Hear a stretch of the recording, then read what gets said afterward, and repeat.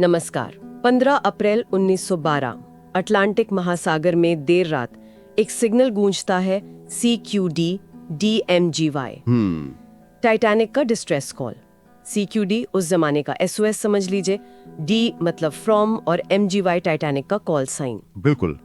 और जब पास का जहाज RMS करपाथिया मदद के लिए पहुंचा तब तक तो हाँ, सिर्फ 705 लोग ही बच पाए। 1500 से ज्यादा जाने चली गई थी। और यहीं से शुरू हुई एक लगभग अनथीन लगने वाली खोज, इतिहास के सबसे मशहूर जहाज के मलबे की। और ये खोज शुरू से ही मतलब बहुत मुश्किल थी।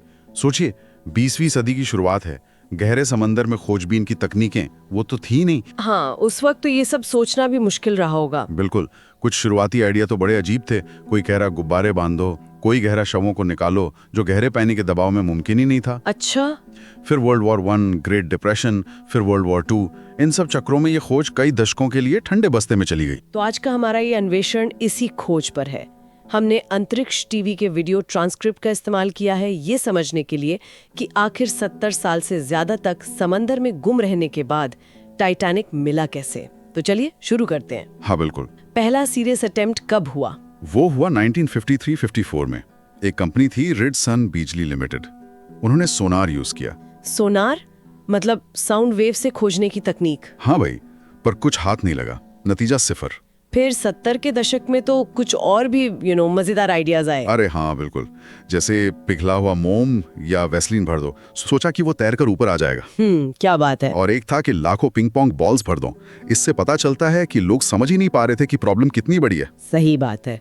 और फिर आते हैं रॉबर्ट बैलार्ड। हाँ, Robert Ballard Woods Hole Oceanographic Institution से, और उनका US नेवी से भी कनेक्शन था। अच्छा, ये पनडुब्बियां बनाने में काफी मदद की थी, जिनमें लाइट, कैमरे, मैकेनिकल हाथ ये सब लगे होते थे। तो तकनीक उनके पास आ रही थी धीरे धीरे। हाँ, पर 1977 में उनका पहला प्रयास भी असफल रहा। उपकरण ही टूट गया, मिशन शुरू होने से पहले ही खत्म। अरे। और इसी बीच एक और किरदार की एंट्री होती है, जैक ग्रिम। Jack Grimm. हाँ, टेक्सास के तेल कारोबारी, पैसे की कोई कमी नहीं, और थोड़े क्या कहते हैं, हटकर रिसर्च प्रोजेक्ट्स फंड करने के लिए जाने जाते थे। जैसे नोआ की आर्क खोजना, या बिग फुट, या लॉचनेस मॉन्स्टर। उन्होंने टाइटैनिक खोजने के लिए कोलंबिया यूनिवर्सिटी को डोनेशन दिया। इससे उन्हें एक खास तकनीक मिली, वाइड स्वीप सोनार। वाइड स्वीप सोनार, ये क्या था? ये एक एडवांस सोनार था जो समुद्र तल के बहुत बड़े हिस्से को एक साथ स्कैन कर सकता था। तो ग्रिम के पास पैसा था, तकनीक थी, फिर क्या हुआ? उनके अभियान भी बड़े ड्रामेटिक रहे। 1980 में तो वो एक बंदर को साथ ले जाने पर अड़ गए थे। बंदर को? क्यों? पता नहीं। खैर, वो मिशन खराब मौसम की वजह से फेल हो गया। 1981 में फिर कोशिश की, बेहतर सोनार के साथ।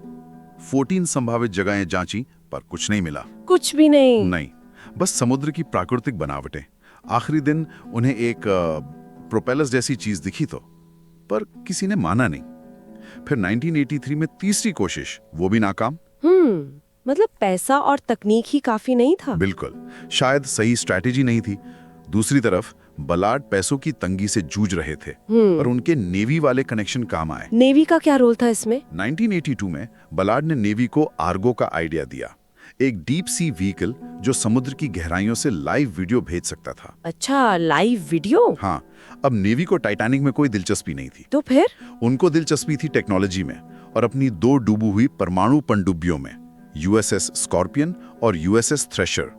कोल्ड वॉर का जमाना था, वो चुपके से उन्हें जांचना चाहते थे। ओहो, तो ये एक सीक्रेट मिशन था।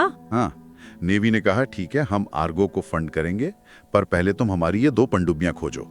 टाइटैनिक मिशन तो बस एक कवर स्टोरी था। ये तो कमाल की बात है। मतलब टाइटैनिक खोजना असल मकसद था ही नहीं। बिल्कुल।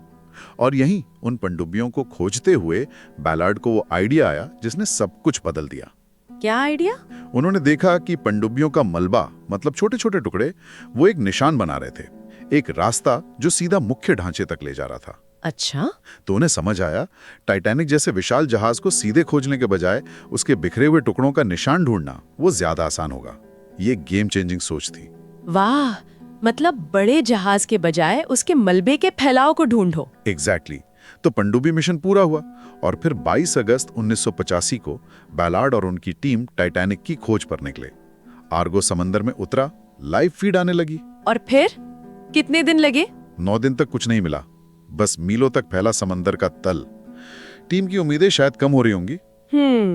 लेकिन फिर 1 सितंबर 1985 की सुबह होने से ठीक पहले देर रात करीब 1 बजे स्क्रीन पर कुछ दिखने लगा, छोटे छोटे मानव निर्मित टुकड़े। आखिरकार। हाँ, जैसे जैसे आर्गो आगे बढ़ा टुकड़े बड़े होते गए।